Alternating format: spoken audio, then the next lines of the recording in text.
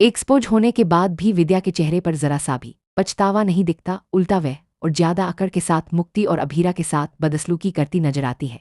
ये सब देखकर मायरा का गुस्सा काबू से बाहर हो जाता है। मायरा साफ शब्दों में कह देती है कि जो कुछ दादी ने किया है वो सिर्फ गलती नहीं बल्कि एक बड़ा क्राइम है, और क्राइम करने वालों की जगह इस घर में नहीं बल्कि जेल के पीछे सलाखों के अंदर होती है। माहौल इतना गर्म हो जाता है कि गुस्से में आकर मायरा विद्या को थप्पड़ तक मार देती है। अरमान और अभीरा उसे रोकने की कोशिश करते रह जाते हैं, लेकिन उस वक्त मायरा किसी की नहीं सुनती। दोस्तों, है सीरियल रिश्ता क्या कहलाता है में अब कहानी एक ऐसे मोड़ पर पहुंच चुकी है जहां हर एपिसोड पहले से ज्यादा धमाकेदार होने वाला है। आने वाले एपिसोड्स में आपको लगातार हाई वोल्टेज ड्रामा देखने को मिलेगा। विद्या का सच अब पूरी तरह सबके सामने आ चुका है, और यही वो पल है जिसका इंतजार दर्शक लंबे समय से कर रहे थे। अब विद्या ने पूरी तरह विलेन का रूप ले लिया है और वो अपने किए को सही ठहराने में लगी हुई है। वो बार बार यही कहती नजर आती है कि उसने जो कुछ भी किया अपने बेटे के लिए किया, अपने परिवार के लिए किया, और उसे इसमें कुछ भी गलत नहीं लगता। लेकिन उसकी यही सोच पूरे परिवार को उसके खिलाफ खड़ा कर देती है। हर कोई उससे नाराज है, हर कोई उसे गलत ठहरा रहा है। अरमान इस सच्चाई को सुनकर पूरी तरह हिल जाता है। उसे यकीन ही नहीं होता कि उसकी माँ ऐसा कर सकती है, लेकिन फिर भी दिल से वो यही मानने की कोशिश करता है कि शायद ये सब गलती से हुआ होगा, जानबूझकर नहीं।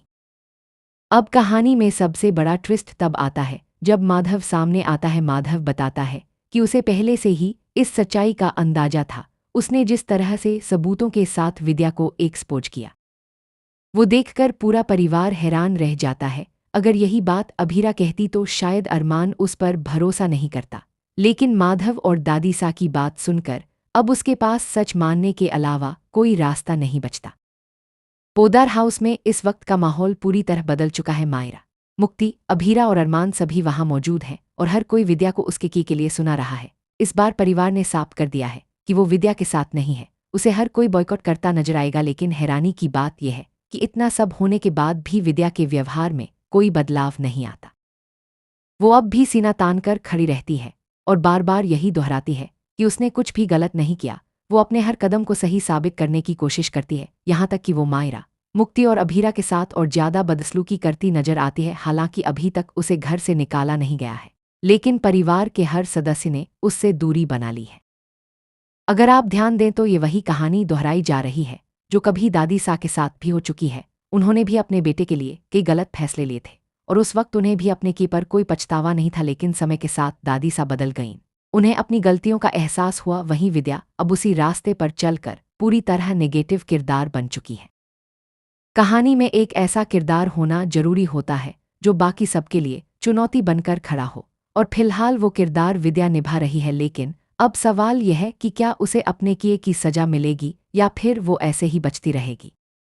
आने वाले एपिसोड्स में मायरा का एक बड़ा फैसला कहानी को और ज्यादा इंटरेस्टिंग बना देगा। विद्या की सच्चाई जानने के बाद मायरा के दिल में जो प्यार था वो अब नफरत में बदल चुका है।